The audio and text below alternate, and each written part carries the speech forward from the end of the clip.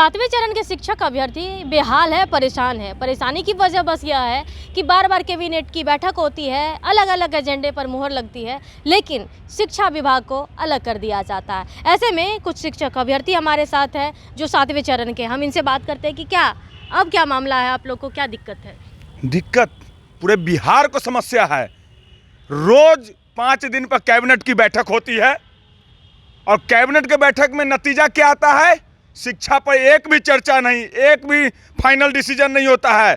7वां चरण का नियमावली कैसे निकली उस पर बात नहीं होता है। स्टेट मेरिट धारियों को नौकरी कैसे हो इस पर बात नहीं होता है। तो कब तक हम लोग बैठल रहे? शिक्षा बचाओ पदयात्रा लेके आए, हम लोग चल के आए पैदल 160 किलोमीटर, अब फिर भी ये लोग नहीं मान रहे हैं। महामहिम भी बोले हैं सरकार को, फिर भी नहीं मान रहे हैं। तो हम लोग 31 मार्च से STT मेरिट के आंदोलन के लिए हम लोग बैठ गए हैं गर्दनी बाग में। हाँ, सड़क से सदन तक घेरेंगे। हमारा एक ही मांग है कि नियमावली प्रकाशित करे और रोज कैबिनेट के बैठक में आज होगा कब होगा? 31 मार्च को हम लोग आंदोलन पर बैठ रहे हैं। अगर उससे पहले कैबिनेट में आप पास कर देते तो हम आंदोलन वापस ले लेंगे, और नहीं तो हम लोग आंदोलन पर रहेंगे। आप लोग कह रहे हैं कि आंदोलन करेंगे। शिक्षा मंत्री से जब हम लोग सवाल करते हैं कि अभ्यर्थी प्रोटेस्ट कर रहे हैं तो वो कहते हैं उनका प्रोटेस्ट व्यर्थ है। अब इसको कैसे देखें? नहीं, व्यर्थ उनका विचार है। वो कभी भी सकारात्मक बात नहीं करते। पूरे बिहार में शिक्षा तो समाप्त हो गया 100%। कहीं विद्यालयों में शिक्षक नहीं है, प्रयोगशाला नहीं है, प्रयोगशाला सहायक नहीं है, हेडमास्टर नहीं है, लाइब्रेरी नहीं है, लाइब्रेरियन नहीं है, कहीं पर भी कंप्यूटर नहीं, कंप्यूटर शिक्षक नहीं है। तो व्यर्थ का तो वो शिक्षा मंत्री हैं, वो हमें क्या व्यर्थ बोलेंगे? 4 साल से हम इंतजार कर रहे हैं, बेवकूफ़ हैं क्या? तो हम लोग बस 31 मार्च से आ रहे हैं पटना, और पूरा STT मेरिट के अभ्यर्थी, और इस बार सभी मेरिट और साथ में नॉट मेरिट के भी जो STT मार्क्स पर गुणवत्तापूर्ण शिक्षा का समर्थन करते हैं वो सब लोग आ रहे हैं। और बिहार को दुनिया का नंबर 1 शिक्षा का मॉडल बनाएंगे। हम सभी स्कूल में जाना चाहते हैं। हम सभी योग्य अभ्यर्थी परीक्षा पास किए हैं और सड़क पे घूम रहे हैं। सरकार से निवेदन करते हैं कि हमें स्कूल में भेजिए और बिहार का नाम रोशन करने का मौका दीजिए। आप लोग आंदोलन तो करते हैं, इतनी बार आंदोलन किए हैं, अलग अलग तरीका अपनाए, बावजूद इसके आप लोग का आंदोलन व्यर्थ एक तरह से गया।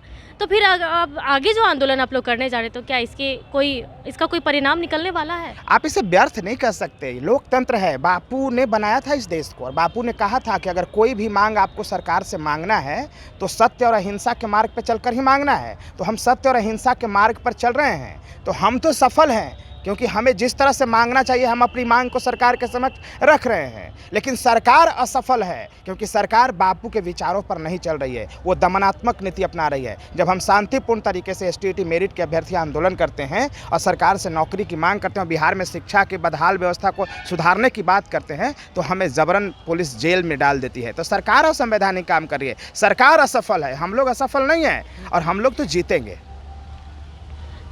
जैसे आप लोग मेरिट और नॉन मेरिट है और अलग अलग खेमा में बट गए हैं, अब इस ऐसी स्थिति में क्या लग रहा है कि आप लोग का जो अलग बट जाने की वजह से आंदोलन कमज़ोर पड़ा, जिसका फ़ायदा शिक्षा मंत्री और विभाग उठा रहा है?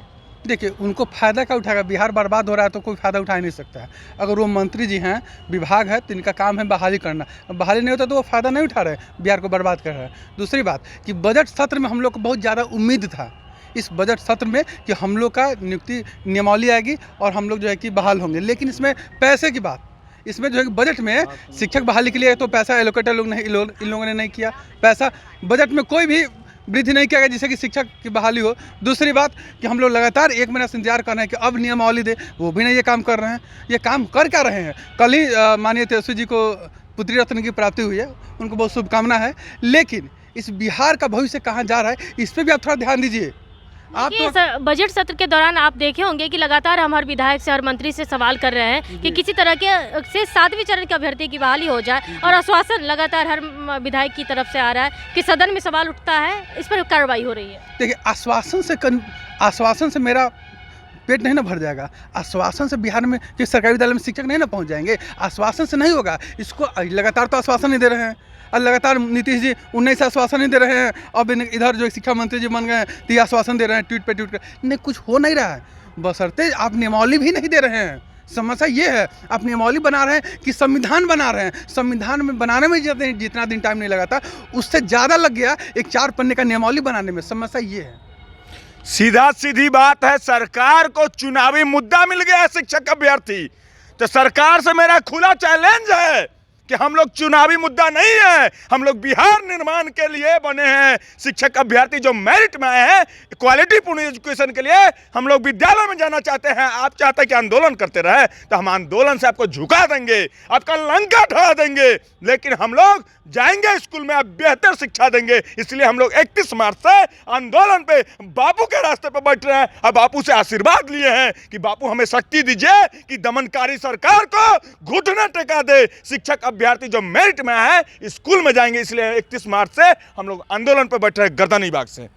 तो देखिए कि एक बार फिर से शिक्षक अभ्यर्थी सड़कों पर उतर रहे हैं, आंदोलन करेंगे गर्दनी बाग में बैठ करके और सरकार को जगाने की कोशिश कर रहे हैं। इन लोगों का यही कहना है कि बार बार कैबिनेट की बैठक होती है, मोहर लगता है, लेकिन शिक्षा को अलग रखा जाता है। ऐसे में एक बार फिर से ये लोग आक्रोशित हैं इस वजह से, क्योंकि बार बार इन्हें एक आश्वासन दिया जाता है कि बहाली हो जाएगी, नियुक्ति की प्रक्रिया हो जाएगी, लेकिन उसे नहीं सुना जाता है। ऐसे में शिक्षक अभ्यर्थी का ये आरोप है कि इसे चुनावी मुद्दा बनाया जा रहा है, लेकिन उसे उस चुनावी मुद्दा नहीं बनने देंगे। शिक्षा का बेहतर मॉडल लेकर के ये लोग आएंगे। फिलहाल कितना ही बने रहे। कशिश के साथ पटना से अंकिता सिंह की रिपोर्ट।